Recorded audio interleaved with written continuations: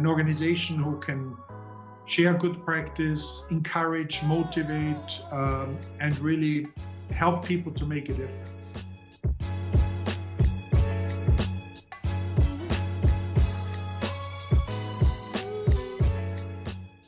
I'm talking to you today as chairman of the Sustainable Hospitality Alliance. I have numerous non-executive roles. I'm also chairman of the Hotel School The Hague and have another board seats and strategic advisory roles in the travel and tourism space. But my passion is certainly in sustainability.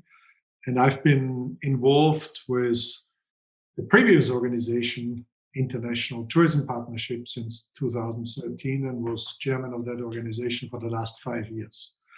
And now we have launched the Sustainable Hospitality Alliance on the 1st of October, as you rightly said, coming out of the International Tourism Partnership, which actually is an organization which existed already for over 25 years. Steady progress, but certainly has gained enormous momentum now. Okay.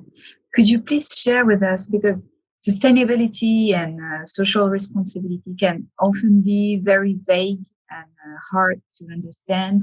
Could you please share with us a few initiatives of your members? Yeah, and in the Sustainable Hospitality Alliance, Emmanuel, we look at the environment, the planet, and we look at the people. So we are very focused on where we want to make an impact. We want to make an impact locally where the hotels operate, but we also want to make an impact globally. And we have defined 4 key areas, 2 around people and 2 around the planet. So when it comes to planet, it's about climate action and water stewardship.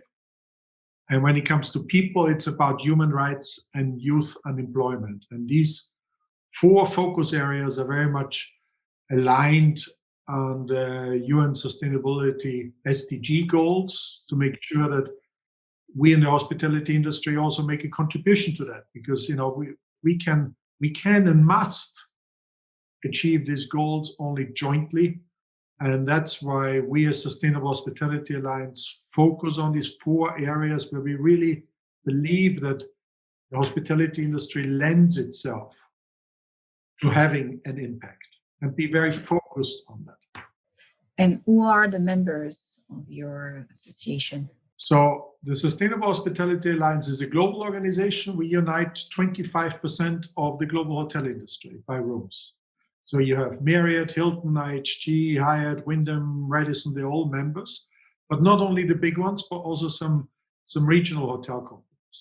And that allows us to really have traction, that allows us to work together. I passionately believe that we need to collaborate. The challenges around planet and people, around the sustainability SDG goals from the UN, they can only be solved if we really collaborate and work in unity. Each of our companies, each of the members can certainly make a contribution, can make a difference, but if we use each other's synergies, if we use each other's resources, if we all pull on one line, then our impact is disproportionately bigger. And what we always say in the Alliance, when it comes to sustainability and human rights, that's not a competitive area. That's a collaboration area. So as much as we compete for our guests and for revenues and to optimize our results, but sustainability and human rights, that's not an area for competitiveness, but for collaboration. Yes, of course. And how do you manage to align the interest of bigger groups like Marriott, for instance, and smaller one? Does everyone has the same role, the same ambition, because they don't have the same turnover, they don't have the same budget? They don't have the same geographies, they don't have the same challenges, absolutely. But at the end of the day, what we try to do is to develop programs and practical tools which help each of the members, and by the way, not only the members, but also the hotel industry in general, because our resources are available on our websites and we want to influence, we want to help not only the members, but the industry as a whole. So we come together and we develop tools jointly. And in different programs, in different tools, different members have expertise, have a particular interest, have a particular business need. And in some areas, it's one or two members who work specifically on it. In another one, it's another membership. So our experience over the years has been, it's brilliant to work together and bring this expertise together. So when we developed, for example, the hotel water measurement tool or the hotel carbon measurement tool, which are two key tools when it comes to planet actions and planet measurements and setting goals. We brought in experts from the different companies, and each of them had a different level. Some were focused on technology, the other one was more focused on the government side, so on the legal side. It works very well when it has ultimately one common objective. Okay, great. And you told me about the 4 axes you want to develop. Could you present a little bit further your roadmap for the next months or years? Months, Emmanuel, I can't, because in this current environment, the months are special. But we certainly have the ambition to, within these 4 areas, to really make a difference. So when it comes to climate, for example, we want to embrace science-based targets, and we want to encourage not only our members but the industry to really join us in reducing CO2 emissions at scale. Because we know that if we want to achieve this 1.5 degree target, which we are far away from at the moment, we need to really set clear targets, we need to measure, and we need to implement clear programs. When it comes to the 2 people-oriented programs, target areas, youth unemployment, how wonderful our industry is. It gives easily the opportunity to get young people into employment. And we focus in our employment programs on the young people at risk, be it poverty or be it exploitation, and really give them the opportunity. So really good training programs to get into our industry. And in terms of human rights, it's an area where we need to raise awareness, because we always think in our business very often that in terms of human rights, there's no problem, everything is fine. But we need to address and really embed human rights into all our corporate governance programs, and really be honest about the fact that human rights, there is risks which come throughout our labor chain, starting with constructing our hotels, working with outside partners, and we really need to be sure how we can embed this human rights programs into our daily routine. So for all of this, we develop practical tools, programs, training programs. We share them on our website. And as I said, we really want to make those also available for everyone. And I give you one very good example, which I think is a really good one. We worked with the IFC, the World Bank, International Finance Corporation, to create the business case for sustainable hotels. And that's really recognizing that our business model is so complex, that we have owners, real estate owners, management companies, franchise partners, and we all need to understand how can we really create sustainable hotels. And by the way, not only build them, but also when it comes to refurbishing, retrofitting them in the right way.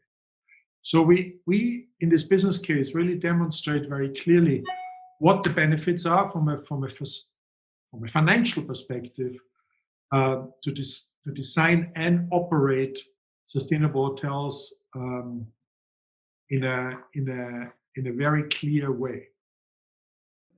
On a more general basis, you've been working on that alliance for 5 years, you told me earlier.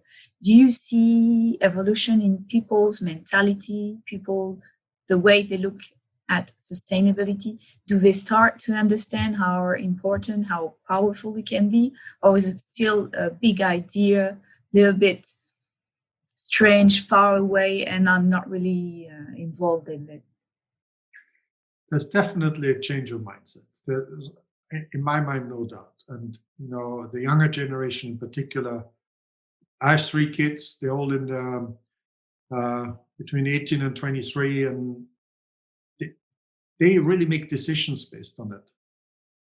And I think the younger generation, as it comes more and more into our consumer guest platform, they will demand more and more. And I think there's certainly a change of mindset. And what I think is also interesting is in these COVID times where everybody initially was fighting for survival, now is fighting for the business, cutting back costs and everything.